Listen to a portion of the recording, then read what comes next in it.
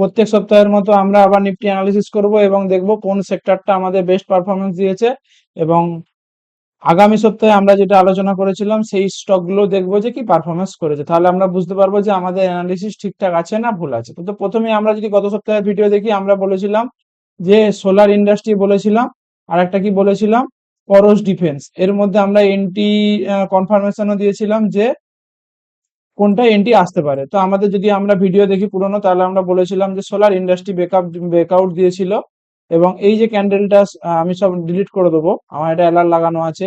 এই যে ক্যান্ডেলের হাই যদি ব্রেক করে তাহলে আমরা এন্ট্রি নেবো। তো যথারীতি ডেইলি ক্যান্ডেল যদি আমরা দেখি, এই ক্যান্ডেলের হাই কিন্তু ব্রেক করতে পারেনি, তার নিচেই ট্রেড করছে। এইটাও কিন্তু আমাদের রাডারে থাকবে। এইটা যদি এর উপরে যদি ব্রেকআউট করে, তাহলে কিন্তু এও কিন্তু বিগ মুভমেন্ট দিতে পারে। এবং কেন বিগ মুভমেন্ট দিতে পারে সেটা আমরা গত সপ্তাহে ভিডিওতে আলোচনা করেছিলাম, তো একবারটি ভিডিওটা সবাই দেখে নিও। আর আরেকটা কি বলেছিলাম, পরশ ডিফেন্স। পরশ ডিফেন্স আমরা বলেছিলাম, এবং পরশ ডিফেন্স নিয়ে আমরা গতকাল একটা ভিডিও করেছিলাম গত কিছুদিন আগে, সেটাও দেখতে পারো যে আমরা কিভাবে এই মুভটা ক্যাপচার করেছি। তো আমাদের সিম্পল অ্যানালিসিস ছিল যে মার্কেট এখান থেকে একটা ট্রেন্ড লাইন চলছিল, ব্রেকআউট করেছিল, এবং গত সপ্তাহের উইকলি যদি আমরা দেখি, উইকলি ক্যান্ডেল এইটা ছিল। তো আমরা বলেছিলাম যে এই হাইটা যদি ব্রেক করে তাহলে কিন্তু আমরা এন্ট্রি নেবো। তো যথারীতি সোমবার দিন ব্রেক করেনি, তার পরদিন যদি আমরা রানিং ক্যান্ডেল এন্ট্রি নিতাম, স্টপ লস থাকতো এর নিচেটাই, তাহলে কিন্তু অলরেডি আমাদের 1:1 অ্যাচিভ হয়ে গেছে। আমরা অপেক্ষা করবো 1:2 এর জন্য। আদারওয়াইজ যদি নিচের দিকে আসে তাহলে কিন্তু আমরা কষ্ট বেরিয়ে যাব।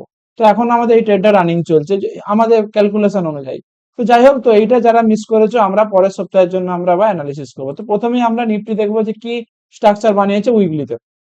তো আমাদের গত সপ্তাহে অ্যানালিসিস ছিল যে মার্কেট একটা রেজিস্ট্যান্স জোনে ট্রেড করছে, এটা একটা রেজিস্ট্যান্স জোন, আর এখান থেকে একটা ট্রেন্ড লাইন চলছে। তো মার্কেট কিন্তু এর মধ্যে কিন্তু কনসলিডেশন করতে পারে, আমরা কিন্তু এটা আলোচনা করেছিলাম, ঠিক আছে।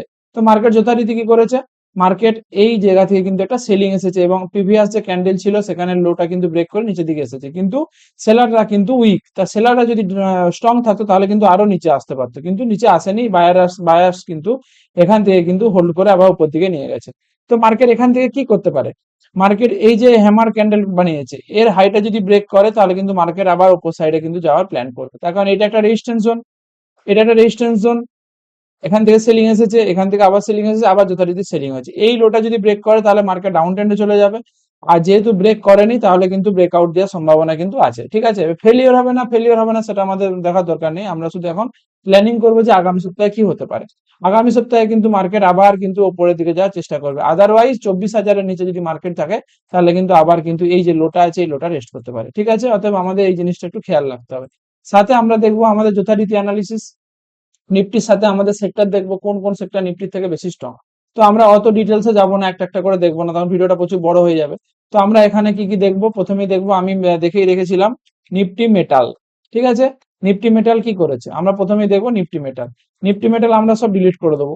নিফটি মেটাল কি করেছে দেখো, নিফটির সাথে যদি আমরা অ্যানালিসিস করি, এই যে নিফটিতে যে র্যালিটা ছিল, তো যথারীতি এইটাও কিন্তু মেটালের র্যালি ছিল এবং কন্টিনিউয়াসলি উপরের দিকে গেছিল। নিফটি কিন্তু উপরের দিকে যে নিচের দিকে এসেছিল, কিন্তু মেটাল কিন্তু দেখো উপরের দিকে যে কিন্তু খানিকটা নিচে এসেছে। তো নিফটি এখান থেকে কিন্তু এখানে একটা কনসলিডেশন করছে, কিন্তু মেটাল কিন্তু এখান থেকে পুল ব্যাক নিয়ে এটা কিন্তু একটা হায়ার লো বানিয়ে কিন্তু আবার উপরের দিকে যাওয়ার চেষ্টা করছে। অতএব মেটাল সেক্টর কিন্তু আমরা নজরে রাখতে পারি। মেটাল কিন্তু এখান থেকে যে হাইট, আবার কিন্তু এই হাইটা যেটা আছে প্রিভিয়াস যে হাই, এই হাই কিন্তু যেতে পারে। তো এখান থেকে কিন্তু আবার একটা বুলিশ ক্যান্ডেল বানাতে পারে। অতএব মেটাল যে স্টক গুলো আছে আমরা সেদিকে নজর রাখতে পারি। মেটালের সাথে আর কি দেখবো, মেটালের সাথে আমরা দেখবো হচ্ছে নিফটি।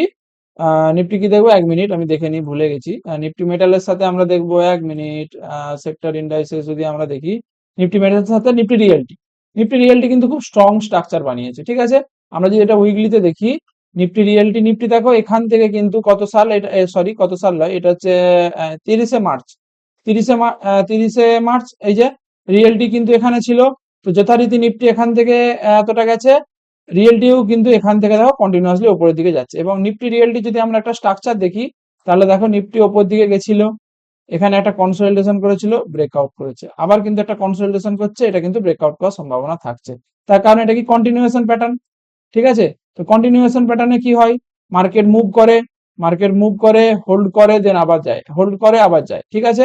আমরা কিন্তু সেই প্ল্যানই করবো। সরি, এটা কি হয়ে গেল, যাই হোক।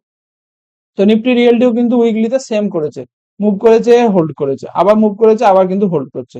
আর নিফটিও কিন্তু নিফটি সেলিং এ ছিল, এই কিন্তু হালকা সাইড হয়ে আছে। তো এখান থেকে কিন্তু মুভ করলে কিন্তু রিয়েলিটি সেক্টর উপর দিকে যাওয়ার সম্ভাবনা আছে। তো আমরা এই দুটো সেক্টর দেখে নিলাম। এই দুটো সেক্টরের মধ্যে আমরা এবারে বেস্ট স্টক আমরা খুঁজবো। তো আমি দুটো স্টক আমরা আপাতত দেখে রেখেছি। একটা হচ্ছে ফিনিক্স মিলস, বাকি স্টক গুলো নিজেরা আমরা আগের ভিডিওতে বলেছিলাম যে কিভাবে আমরা স্টক সিলেকশন করব। আর তোমরা যদি চাও যে কিভাবে স্টক সিলেকশন করি তার একটা আলাদা ভিডিও আমরা করে দেবো। তার কারণ স্টক সিলেকশন করে দেখাতে অনেক বড় ভিডিও হয়ে যাচ্ছে, ঠিক আছে। তো আমরা যদি উইকলিতে দেখি ফিনিক্স মিলস কি করেছে, আমরা শুধু এখানে ফিনিক্স মিলস এর চার্টটা দেখব, ঠিক আছে। তো ওভারঅল এটা উইকলি ফিনিক্স মিলস এর চার্ট। তো এটা হচ্ছে মার্কেটের রেজিস্ট্যান্স জোন। পরিষ্কার দেখতে পাচ্ছি মার্কেট এখান থেকে কিন্তু ফলো হয়েছিল, কিন্তু ব্রেকআউট করেছিল। তো ব্রেকআউট কি করেছে, ব্রেকআউট কিন্তু ফেলিওর হয়ে গেছে। কিন্তু ব্রেকআউট ফেলিওর হলে কি হয়, সচরাচর মার্কেট আবার নিচের দিকে চলে আসে। তো মার্কেট এক্ষেত্রে কি করেছে, মার্কেট কিন্তু এক্ষেত্রে এখনো নিচে আসেনি। মার্কেট যদি এই লেভেলের হাই, এই যে ক্যান্ডেলটা আছে এই লেভেলের হাই যদি উপর দিকে যায় এবং ক্যান্ডেলটা যদি ক্লোজ করে, তাহলে কিন্তু আবার নিফটি মিলস কিন্তু যারা এখানে উইক বায়ার্সরা ছিল তারা কিন্তু বেরিয়ে যাবে এবং এখান থেকে কিন্তু একটা আপসাইডের মুভমেন্ট করতে পারে, ঠিক আছে। অতএব ফিনিক্স মিলস কিন্তু নিফটি রিয়েলটি সেক্টরের স্ট্রং স্টকস, ঠিক আছে। তো অতএব নিফটি ফিনিক্স মিলসে কিন্তু আমরা প্ল্যান করতে পারি। তো কিভাবে প্ল্যান করতে পারি, আমরা কি বললাম সিম্পল জিনিস। এই যে ক্যান্ডেলটা আছে, আমরা যদি সিম্পল জিনিস দেখি, এখানে একটা ক্যান্ডেল আছে, এর ওপরে আমরা এন্ট্রি নেবো, স্টপ লস থাকবে এর জাস্ট নিচে, টার্গেট থাকবে 1:2। আমরা এই হাইটাও রাখতে পারি, আদারওয়াইজ 1:2, 1:3 আমরা কিন্তু উপরের দিকে উপর সাইডে কিন্তু আমরা বড় টার্গেটের জন্য প্ল্যান করতে পারি, ঠিক আছে। তত স্টপ লস ছোট থাকবে আর টার্গেট থাকবে কিন্তু বড়। এবং আমরা এন্ট্রি নেবো তখনই যখন এই হাইটা ব্রেক করবে, আদারওয়াইজ কিন্তু আমরা এন্ট্রি অ্যাভয়েড করবো এখন, ঠিক আছে। অর্থাৎ ফিনিক্স মিলস কিন্তু আমরা নজরে রাখতে পারি। আর একটা কি স্টক আছে আমরা দেখবো, ফিনিক্স মিলস ছাড়াও আমরা যদি আর একটা বেস্ট স্টক আছে।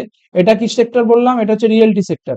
রিয়েলটি সেক্টরের আমাদের কি স্টক দেখলাম, একটা হচ্ছে ফিনিক্স ফিনিক্স মিলস। এটা আমাদের কিন্তু স্ট্রং স্ট্রং সেক্টরের স্ট্রং স্টকস। তো নেক্সট আমরা কি দেখবো, নেক্সট দেখবো হচ্ছে মেটাল সেক্টরের স্ট্রং স্টকস কি আছে, হিন্দুস্তান জিঙ্ক। হিন্দুস্তান জিঙ্ক আমরা দেখবো এবং এর প্রাইসটা অ্যানালিসিস করবো, ঠিক আছে।